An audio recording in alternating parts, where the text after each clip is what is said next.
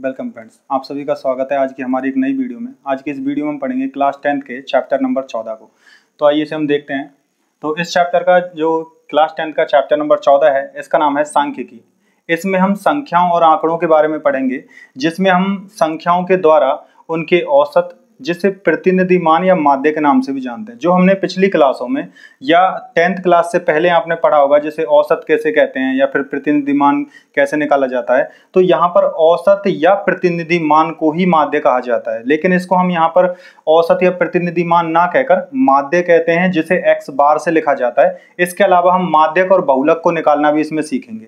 यहाँ पर हमारे पास जो सवाल होते हैं, वह सवाल हमें ये बताते हैं कि संख्यात्मक रूप हमारे सामने होगा उनका, और उन संख्यात्मक रूप को उनके लिए औसत निकालना, उनके माध्यक का पता लगाना, या किस संख्या की अधिकता रही है उस प्रकार से बहुलक निकालना, ये सभी चीजें हम इस चैप्टर में सीखने वाले हैं। तो आइए हम सबसे पहले शुरुआत करेंगे माध्य के बारे में।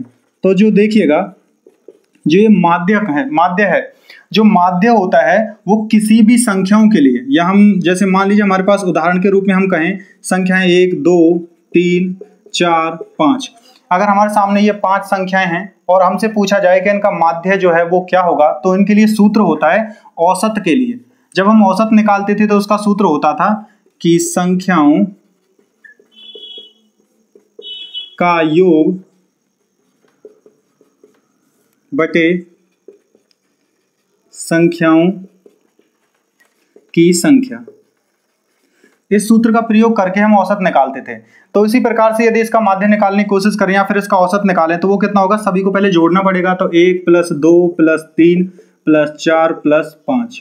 तो यहाँ देखिए 1 और 2 3 होगा, 3 और 3 6, 6 और 4 10, 10 और 5 15, और 15 में हमें भाग देना पड़ेगा संख्याओं की संख्या से, कि संख्या कितनी यहाँ पर 1 2 3 4 5, यहाँ पर 5 संख्याएं काम में ली गई हैं, तो इसमें हम 5 से भाग देंगे। तो देखिएगा ये आता है 15/5, 5 से 15 में भाग देने पर हमें 3 प्राप्त होता है। इस प्रकार हम कह सकते हैं कि यहाँ पर 1 से लेकर 5 तक की संख्या यदि क्रमशः दी गई हों तो उनका जो माध्य है वो 3 होता है। तो इसी प्रकार से जब संख्याएं सिर्फ एक श्रेणी में दे रखी हों, तब हम जो निकालते हैं उसे औसत कहा जाता है, और उसे माध्य भी कहते हैं, या फिर हम उसका प्रतिनिधि मान कहते हैं। प्रतिनिधि मान का मतलब होता है कि इन सभी मानों के लिए इनका प्रतिनिधित्व कौन करता है, किस मान को इनके रूप में लिखा जा सकता है जिससे संख्या ना छोटी लगे ना फिर हमें बड़ी लगे, तो इसे प्रतिनिधि मान कहते हैं। इसी प्रकार से सवाल जो है हमारे सामने वो वर्ग के रूप में आएंगे, जहां पर मुख्य मान जो है वो किसी अंतराल में भी दिया हुआ हो सकता है, संख्याएं बड़ी हो सकती हैं, छोटी भी हो सकती हैं। उन्हीं के लिए जो माध्य है, माध्य को निकालने के लिए उसे x और बार, x के ऊपर ये लाइन खींचनी होगी हमें, इसे x बार कहा जाता है। पहले इसे x पढ़ते हैं फिर इसको बार पढ़ते हैं, तो इसे x बार कहा जाता है। इसके रूप में इन संख्याओं को हम जानते हैं। यहां पर जब हम संख्याओं के मान को लिखते हैं तो वो xi से शुरू होता है।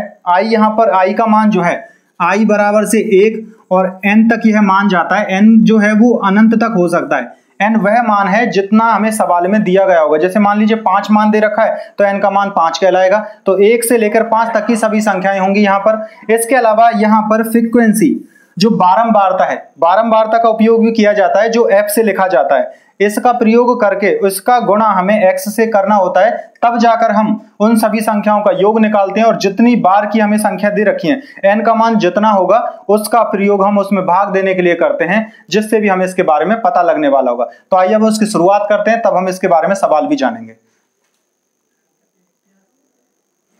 तो देखिए यहाँ पर अब हम माध्य की बात करने वाले हैं कि आंकड़ों का जो माध्य है वो कैसे होता है या फिर क्या होता है।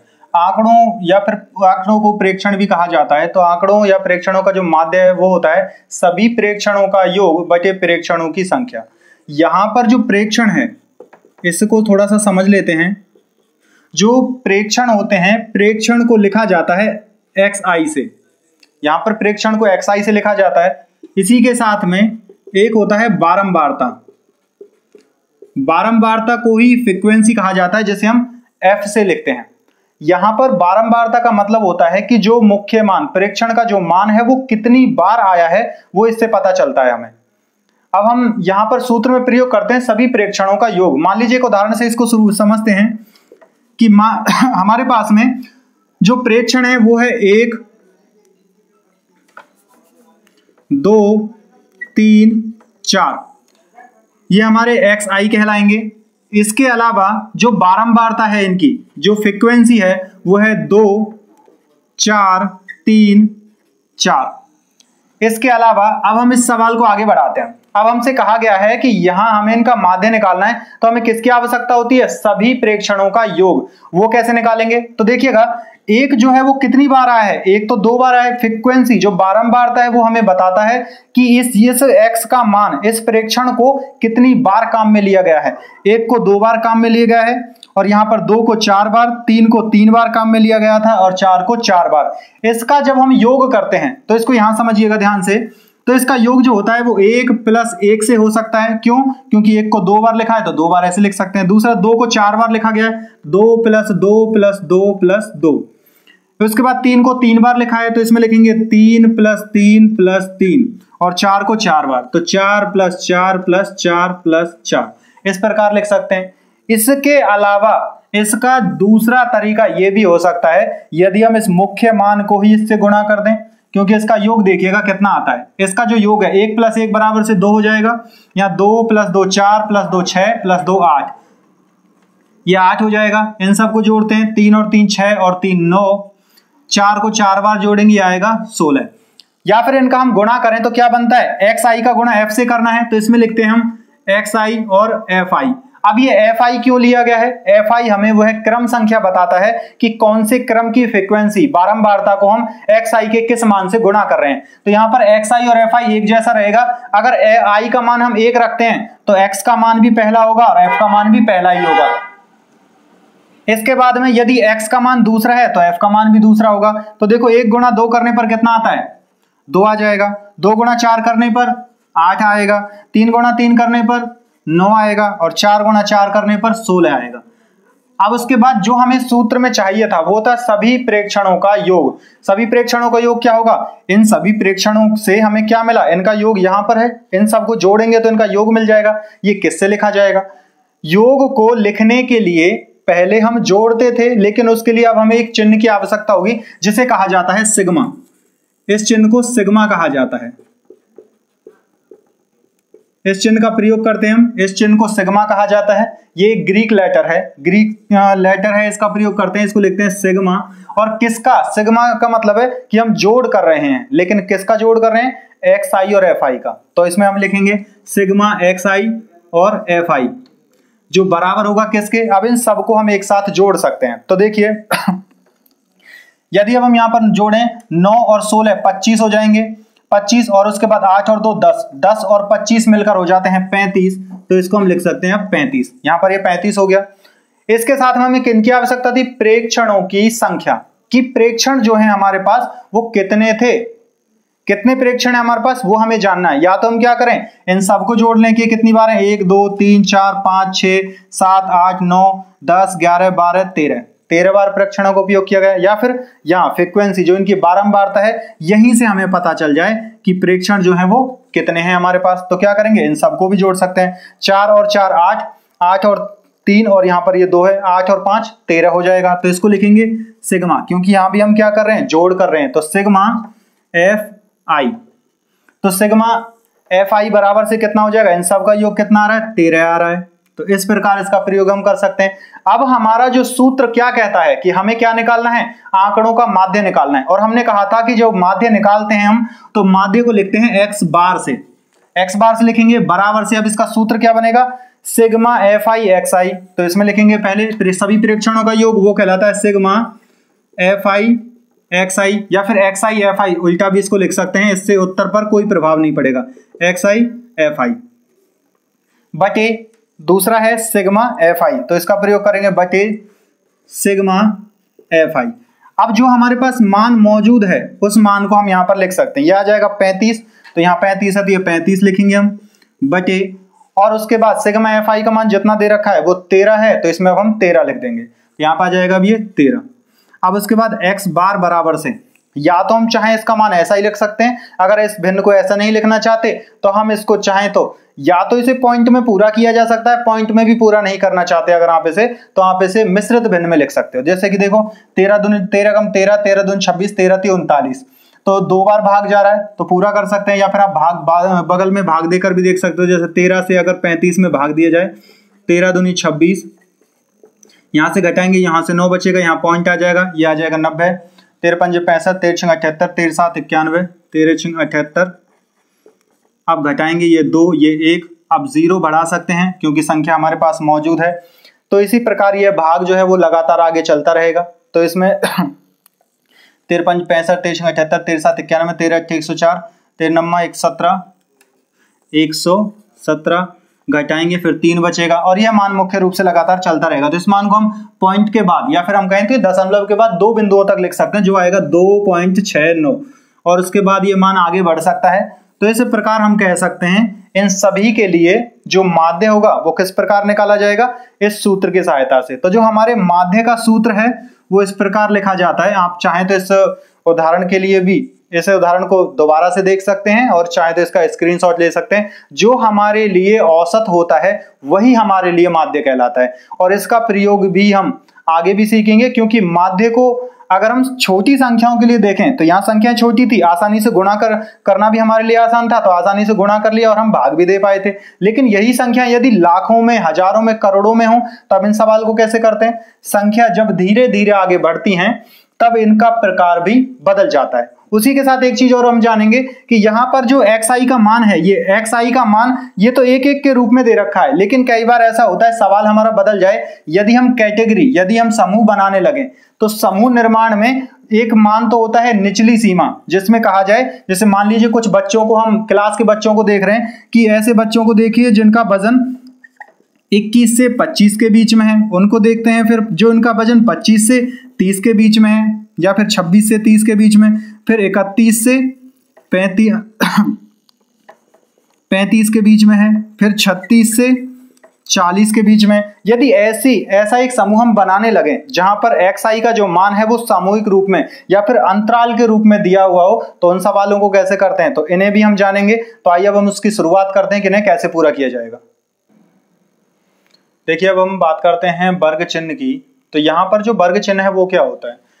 जो वर्ग चिन्ह है उसे वर्ग सीमा के अनुसार भी समझेंगे कि जब प्रेक्षणों का मान अंतराल में हो तब इसका प्रयोग करते हैं। कैसे करते हैं देखिएगा। वर्ग सीमा यदि हमें कुछ इस प्रकार से दे रखी है जैसे कि हमारा सवाल है 10 से 15, उसके बाद या फिर हमें दिया हुआ है पहले 0 से 10, फिर दे रखा है हमें 10 से 20, फिर उसके बाद दिया हुआ है 20 से 30, फिर उसके बाद दिया हुआ है 30 से 40। जब इस प्रकार से हमें वर्ग सीमा दे रखी हो तब हम सबसे पहले जिस प्रेक्षणों के मान को निकालते हैं वो xi कहलाता है। तो इसमें xi का मान निकालने के एक सूत्र का प्रयोग किया जाता है, जिसमें हम इसमें एक प्रयोग करते हैं, वो कहलाता है वर्ग चिन्ह।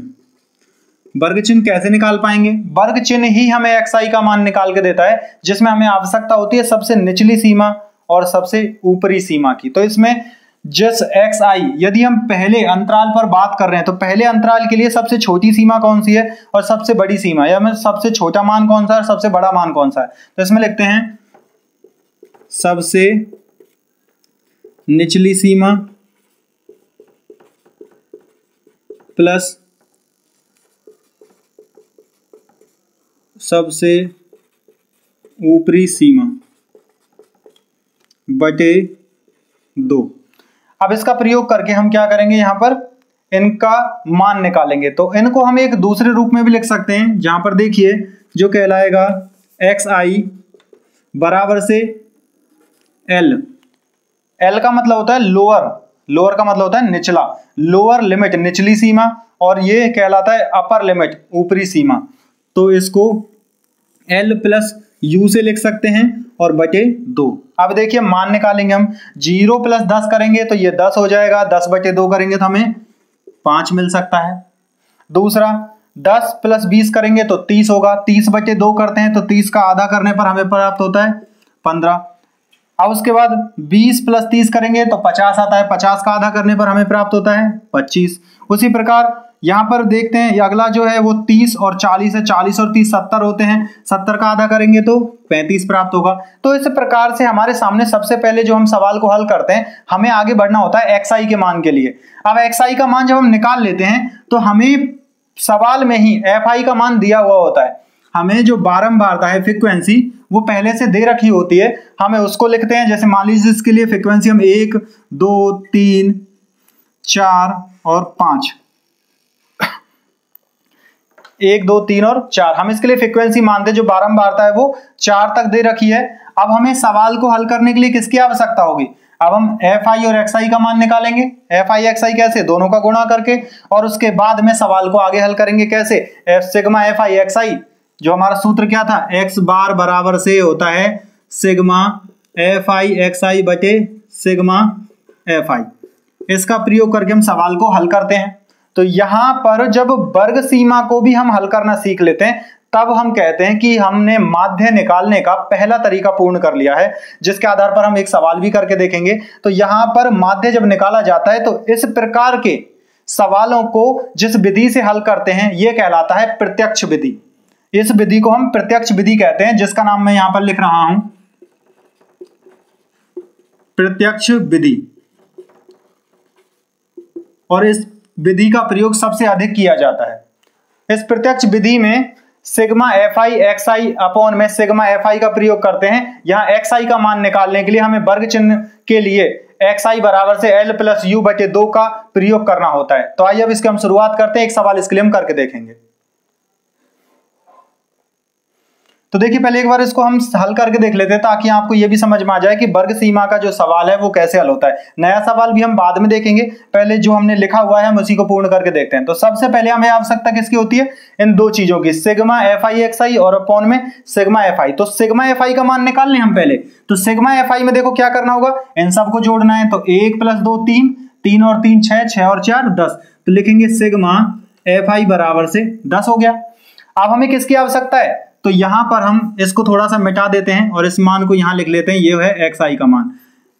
अब हमें एक चिन्ह यहां इस टेबल में, ध्यान रहे इस प्रकार के सवालों को बनाने के लिए आपको पेज में एक सही जगह की आवश्यकता होगी, क्योंकि दो चीजें सवाल में दी हुई होती हैं। या तो वर्ग सीमा जब सवाल xi और fi के रूप में दे रखा होगा तो ये दोनों चीजें मिलेंगी, और जब तुम्हें वर्ग सीमा दे रखी होगी तो वर्ग सीमा और fi का मान दे रखा होगा। तो इसके बेस पर, इसके आधार पर सवाल आगे किए जाते हैं। तो देखिए अब हमें किसकी आवश्यकता है? अगला जो मान निकलेगा वो निकल के आएगा fi और xi का। तो गुणा करते हैं इसमें, 5 गुणा 1 करते हैं, 5 एकम 5, 15 गुणा 2 करेंगे, 15 दूना 30, 25 गुणा 3 करेंगे, 25 3 75, और 35 गुणा 4 करेंगे, 35 दूनी 70 होता है, 70 का दुगना करते हैं 140 आ जाएगा। आपको एक चीज और हम बता देते हैं यहां पर, देखिएगा जैसे वर्ग सीमा जब हम निकालते हैं ना, वर्ग सीमा के लिए यहां पे इसे कह सकते हैं, एक ट्रिक भी है ये। कैसे? जब लोअर लिमिट जो है हमारी, इनके बीच में जितना अंतराल होता है ना, देखो जरा कितना है, 0 से 10, 10 का अंतराल है, 10 से 20, 10 का, 20 से 30 फिर 10 का है। यहां देखो कितना है, 10 से 20, 10 का, 20 से 30 फिर 10 का, 10 से 40 और 30 से 40 फिर 10 का अंतराल है। उसी प्रकार से जब xi का मान निकलेगा ना, तो इन सब में भी वही अंतराल होगा। इसको कहा जाता है हाइट, इसको h से लिखा जाता है, इसको ऊंचाई कहते हैं। इसको अंतराल भी कहते हैं, हाइट भी कहा जाता है, कि इनके बीच की हाइट वही होगी जो इन दोनों के बीच का अंतर चल रहा है, क्योंकि इनकी लोअर लिमिट और अपर लिमिट दोनों में उतना ही अंतर है जितना इन सब के बीच में आएगा। और ये मान जो है ना, क्या होता है, ये जो हम xi का मान निकालते हैं, xi जो है इनका औसत होता है। कैसे? 0 + 10 किया, क्योंकि दो मान है, दो को आधा कर दिया तो इनका औसत निकल गया। इनके मध्य में जो मान आने वाला है वही मान हमारे सामने मौजूद होते हैं। अब इस सवाल को आगे बढ़ाते हैं, इन सबको अब जोड़कर देखेंगे। तो देखिए 5 0 फिर 5, 5 और 5 10 के लिए 0 हासिल 1, और इसके बाद 7 और 3 10, 10 और 4 14, और एक हासिल का 15 का 5 हासिल 1, 1 और 1 2, ये हो जाता है 250। और ये जो 250 मान है ये किसका मान है? इसको हम लिख देते हैं, ये है सिग्मा fi xi बराबर से 250। ये मान हो चुका है। सूत्र हमारे सामने मौजूद है, सूत्र में हम मान रखेंगे। यहां देखिए क्या था, x बार बराबर से सिग्मा fi xi पहले लिखा हुआ है, उसे ऊपर लिखेंगे, कितना है 250, 250 बटे कितना, सिग्मा fi कितना है, 10 है हमारे पास, तो 10 लिखेंगे 10। अब आप इतना तो जानते ही हो, क्योंकि आपने पिछली वीडियो भी हमारी देखी है, तो उसमें कैलकुलेशन करना आप सीख चुके हो। जब दोनों ही संख्या अंश और हर में, जब संख्या भिन्नात्मक रूप में लिखी हुई है और अंश में भी 0 की संख्याएं हो और हर में भी 0 की संख्या, तो 0 से 0 को काट सकते हैं। और किसी संख्या के हर में अगर 1 लिखा हुआ है तो उसका मान उतना ही आता है। तो x बार कितना बन जाएगा, x बार बराबर से बनता है 25। तो इस प्रकार हम कह सकते हैं कि हमारे सामने जो सवाल है उसका जो मान है, कौन सा मान, इसका जो माध्य है वो 25 निकल के आता है। तो इस प्रकार से वर्ग सीमा का जब हमारे सामने सवाल होगा तो हम इस प्रकार उस सवाल को हल कर सकते हैं, जिसमें वर्ग सीमा इस प्रकार से दी हुई होगी। उसके लिए वर्ग चिन्ह का प्रयोग करना होगा। वर्ग चिन्ह कैसे लगाते हैं, सबसे निचली सीमा और सबसे ऊपरी सीमा को जोड़ेंगे और 2 से भाग देंगे, जिसमें L और U भी इसको कह सकते हैं। यहां समझ लीजिए, जो ये मान दे रखा है पहला, इसको L कहेंगे, जो दूसरा मान दे रखा है इसका, इसको U कहेंगे। तो इस प्रकार से इसको लोअर लिमिट कहा जाता है और इसको अपर लिमिट कहा जाता है, जिसमें हम 2 से भाग देते हैं। फिर हमने xi का मान निकाला, कैसे निकाला, दोनों को जोड़कर उसमें 2 से भाग देकर। इसके बाद xi का मान निकल चुका है, xi को गुणा fi से किया तो xi fi बना। क्योंकि अगर xi का गुणा भी fi से ही करते हैं, इन मान को छोड़कर सिर्फ इन दोनों का भी गुणा करते हैं, तब भी ये दोनों गुणा करने पर ऐसे आएंगे। क्यों? क्योंकि जब भी कभी चर का मान चर से किया जाता है गुणा, तो दोनों ही संख्या एक साथ आ जाती हैं, बस यही इनका गुणा कहलाता है। लेकिन अंक में क्या होता है, जब एक संख्या का गुणा दूसरी संख्या से करते हैं तो उनका मान बदल जाता है। 5 का गुणा 1 से कर दिया, 15 का गुणा 2 से, 25 का 3 से और 35 का 4 से कर दिया। सबको जोड़ा तो सिग्मा fi xi आ चुका है हमारे सामने। इधर हमने सभी की बारंबारता को जोड़ दिया, जो हमारे सामने क्या था, सिग्मा fi। इसके बाद हमने भाग दिया और यहां पर हमारे सामने x बार माध्य का मान हमें प्राप्त हो चुका है। अब हम आगे बढ़ेंगे, यहां पर हम जानेंगे कि हमारे पास में प्रत्यक्ष विधि के अलावा, इसके अलावा 2 विधि और हैं जिन्हें पग विचलन विधि और कल्पित माध्य विधि कहा जाएगा, तो उन्हें भी हम कैसे हल करेंगे। तो देखिए, अब हम बात करने वाले हमारे माध्य प्रत्यक्ष विधि हमने जान ली थी, माध्य प्रत्यक्ष विधि क्या होती है। अब उसके बाद कल्पित माध्य और पग विचलन जो है, हम चाहते तो इनको अलग अलग समझ सकते थे, लेकिन ये दोनों ही विधि ऐसी हैं जो एक दूसरे के साथ भी समझी जा सकती हैं। इसलिए हमने एक उदाहरण लिया और उसमें ही इसको समझा है, तो उसे हम ध्यान से देखिएगा। यहाँ पर वर्ग अंतराल जो है हमने लिया हुआ है 0 से 25, 25 से 40, 40 से 55, 55 से 70, 70 से 85 और 85 से 100। अब इसके बाद हमें आवश्यकता होगी यहाँ पर बारंबारता की। तो इसके बाद बारंबारता जो है वो fi दिया हुआ है, fi का मान 2, 3, 7, 6, 6, 6 दिया हुआ है। अब देखिए, कल्पित माध्य जो है वो कहां से शुरू होगा। कल्पित माध्य के लिए हमें आवश्यकता है, सबसे पहले हम क्या करते हैं, वर्ग अंतराल है तो वर्ग चिन्ह निकालेंगे। वर्ग चिन्ह निकालते हैं तो उसको लिखते हैं fi। fi कैसे निकलेगा, दोनों को जोड़ेंगे 0 और 25 को, उसके बाद में 2 से भाग देंगे, कितना आएगा 17.5। ऐसे ही 25 40 को जोड़कर उसमें 2 से भाग देंगे, फिर आता है 32.5। इसी प्रकार से बाकी सभी मान भी हमारे सामने आ जाएंगे। इन मानों को निकालने के बाद अब हम निकालते हैं कल्पित माध्य। कैसे, कल्पित माध्य की जब शुरुआत होती है तो कल्पित माध्य में एक चीज जान लीजिएगा, ए जो है उसको कल्पित माध्य कहते हैं। अब ए कल्पित माध्य क्यों है, जब इस प्रकार के मान हमारे सामने मौजूद होते हैं तो ये इनको हल करना थोड़ा सा कठिन हो जाता है। इस कारण से जो मध्य का मान होता है, बीच में जो संख्या आ रही होती है, कौन सी, xi वाली, जो xi की संख्या बीच में आ रही होती है उसे हम माध्य मान लेते हैं। कौन सा, कल्पित माध्य ए।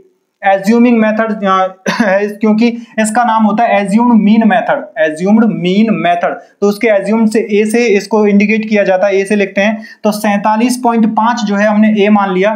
तो डी का मान निकालना होता है हमें। डी कैसे निकालते हैं, डी बराबर होता है xi माइनस ए। तो ये जितने भी xi के मान है इनमें से ए को घटा दो और उसके बाद से डी हमारे सामने निकल के आ जाएगा। कैसे, अब यहां से घटाते हैं, 17.5 में से 47.5 घटाएंगे तो माइनस के 30 बचेगा।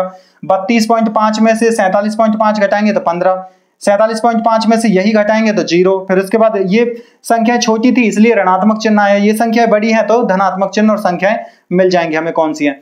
इनके बाद हमारे सामने अब डी तो है जो, वो तो निकल चुका है, डी तो हमने निकाल दिया। डी निकालने के बाद क्या करते हैं, हमें बारंबारता और डी इन दोनों ही संख्याओं का गुणा करना है, इसका और इसका गुणा करना। देखो, 2 का गुणा 30 से करने पर -8, 3 का गुणा 15 से करने पर 45, माइनस का 7 से 0 पर 0, 6 से 15 पर 90, 6 से 77.5, 6 से 30 पर करने पर 180 और 6 से 45 पे करने पे 270। उसके बाद क्या निकाला हमने, fi di। सूत्र हमारा कल्पित माध्य का क्या होता है, कल्पित माध्य बराबर x बार जो है वो होता है a प्लस में a। क्यों, क्योंकि हमने कल्पित माध्य यहां सब में से जब इसको घटाया था तो यही तो वो होगा जो सब में जोड़ा जाएगा। तो इस कारण से d का जो मान हमने निकाला था यहां a से, a की सहायता से, तो a को सब में जोड़ते हैं और सिग्मा fi di अपॉन में सिग्मा fi इस सूत्र का प्रयोग करते हैं, जिसमें से सिग्मा fi जो कितना है वो 30 आ रहा है और सिग्मा fi di का मान आता है 445। तो देखिए अब आगे क्या करते हैं हम, 47.5 प्लस में 435 बटे 30 इसका प्रयोग करके यहां पर हमारा मान, इस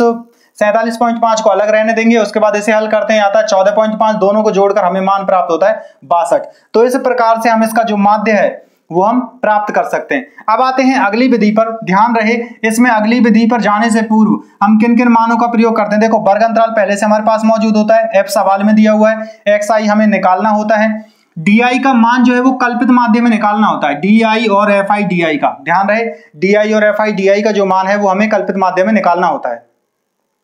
अब हम बढ़ते हैं आगे। तो हमने जान लिया कि कल्पित माध्य में हमें किसकी आवश्यकता है, डी आई की और एफ आई डी आई की आवश्यकता जो है वो हमें पड़ती है कल्पित माध्य में। अब इसके बाद में हम पहुंचते हैं किस पर, पग विचलन। पग विचलन क्या होता है, पग का मतलब पैर होता है, जो स्टेप भी हम जिसको कहते हैं, और विचलन का मतलब होता है अंतर, डिफरेंस, जिसे डेविएशन कहते हैं। तो इस विधि को बोला जाता है step deviation method, step deviation method. तो इसमें किस चीज को निकालते हैं, सवाल में हमें वर्ग अंतराल पहले से दिया हुआ होता है, बारंबारता एफ आई जो है उसका मान हमारे सामने मौजूद होगा। एफ आई देने के बाद में अब हम क्या करेंगे, सबसे पहले वर्ग चिन्ह निकालेंगे, जैसा हमने यहाँ निकाला। एक चीज जो हमने सबसे पहले प्रत्यक्ष विधि में सीखी थी वो क्या, एच। हमने सीखा था एच क्या होता है, दोनों ही अंतरालों के मध्य, ध्यान रहे, एक्स आई का पहला मान और एक्स आई का दूसरा मान, वर्ग अंतराल के अंदर जितना भी इनके बीच में अंतर पाया जाता है, या तो आप यहां से निकाल दें या फिर इन दोनों के मध्य से। यदि हम दोनों के मध्य के अंतराल को ध्यान से देखें तो कितना अंतर आ रहा है, कितना अंतर आ रहा है, जितना इनके बीच में अंतर होगा वही हमारा एच कहलाएगा, जिसको क्या कहते हैं, अंतर या फिर ऊंचाई, जिसको एच से लिखा जाता है। इसकी हमें बहुत ज्यादा आवश्यकता होती है। क्यों, जब भी कभी यूआई का मान निकाला जाएगा, यूआई क्या होता है, यूआई बराबर से होता है एक्स आई माइनस ए। एक्स आई माइनस ए कहां किया है हमने, एक्स आई माइनस ए, मतलब कि हमने डी का प्रयोग किया है। तो यूआई देखिएगा ध्यान से, यूआई बराबर से होता है एक्स आई माइनस ए, और एक्स आई माइनस ए अपॉन में एच होता है। अगर आप जानते हैं कि एक्स आई माइनस ए जो है वो बराबर होता है डी के, तो हम इसमें यू आई बराबर से डी अपॉन में एच कह सकते हैं, उसको कहा जा सकता है डी अपॉन में एच। तो इसका प्रयोग भी किया जाता है। तो हम इस सूत्र को पलटकर डी अपॉन में एच भी इसको कह सकते हैं। तो यू आई का मान निकालेंगे कैसे, ध्यान से समझो, एक्स आई माइनस ए ये हमारे मान पूरा हमारे सामने है। एच का मान जितना है हमारे पास, एच का मान कितना है, एच निकालेंगे, दोनों का अंतर देखो कितना है, 15 का अंतर आ रहा है। सब में यहां से हम किसका भाग देंगे, 15 का। 15 का भाग इसमें देने पर 2, 15 का इसका भाग देने पर 1 आएगा, 0, फिर यहाँ पर 1, फिर 2 और फिर 3। हमारे सामने यूआई का मान निकल के आ गया। जैसे हम डीआई का मान निकालते थे कल्पित माध्य में, उसी प्रकार से पग विचलन में हम यूआई का मान निकालते हैं। इतना हमने किया। इसके बाद अगला हमारा कदम क्या होता था, हमने डी का गुणा करते थे एफ आई से, डी का गुणा एफ आई से किया।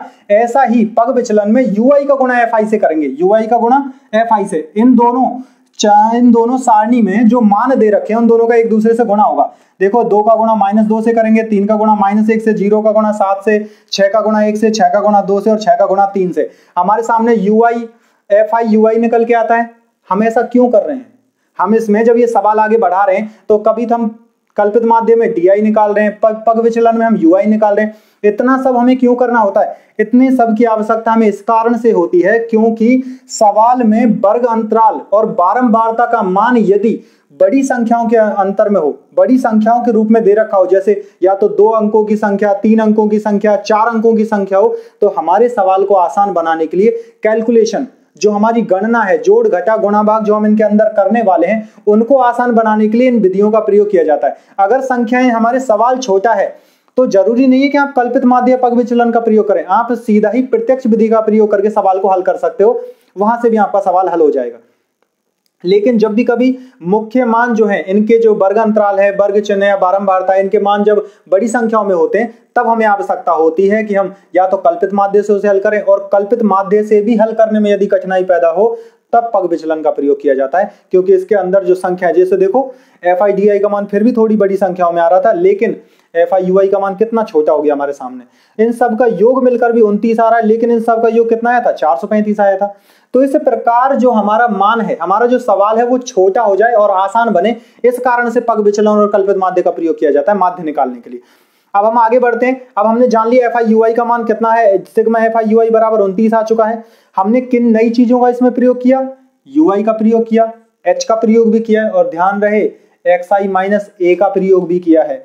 ए क्या था, ए वह माध्य जो हमने अपनी कल्पना से माना था। तो कल्पित माध्य में जो आपने ए माना है वही आपको पग विचलन में भी मानना पड़ता है। सवाल आगे कैसे होगा, पग विचलन का सूत्र होता है पग विचलन बराबर से एक्स बार बराबर होगा ए प्लस, ए कौन सा, ए वही है जो हमने अभी माना था पग विचलन में, एज्यूमिंग मीन माना था जो हमने, तो a प्लस में अब a प्लस करने के बाद जो h जिस संख्या से भाग दिया है, अगर सवाल को हल करने के आसान बनाने के लिए भाग दिया है तो उत्तर निकालने के लिए गुणा भी करना पड़ेगा ताकि सवाल में अंतर पैदा ना हो। तो क्या करते हैं, गुणा करेंगे किससे, सिग्मा FI/UI जो सामने मान होगा और बटे सिग्मा FI से। सिग्मा FI का मान कितना है हमारे सामने, सिग्मा FI 30 है, तो देखो यहाँ लिखेंगे 29/30, ये बन गया। गुणा कितना, h का मान कितना था अभी 15 था, तो 15 का गुणा किया, प्लस a का मान कितना था 47.5, इसको हल किया। तो अब इसे हम हल कर सकते हैं, इससे इसमें भाग देंगे।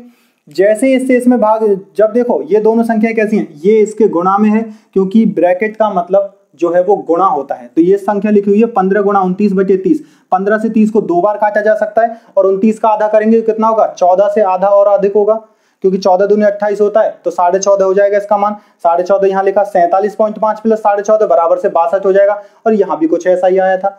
तो हम किसी भी विधि का प्रयोग क्यों ना करें, हमारे लिए माध्य निकालना उतना ही आसान हो जाता है। लेकिन यदि हमें सही विधि और सही तरीका पता हो तो हम इसको आसानी से कर सकते हैं। तो आपको क्या करना होगा, एक बार फिर से आप इसे जरूर देखना। अगर आपको कोई भी टॉपिक में ऐसा कुछ लगे जो आपको समझ में नहीं आया तो आप वीडियो एक बार फिर से पीछे जाकर देख सकते हैं, आपको पूरी विधि आसानी से समझ में आ जाएगी। हमने हर एक बिंदु को मुख्य रूप से आपको समझा दिया है।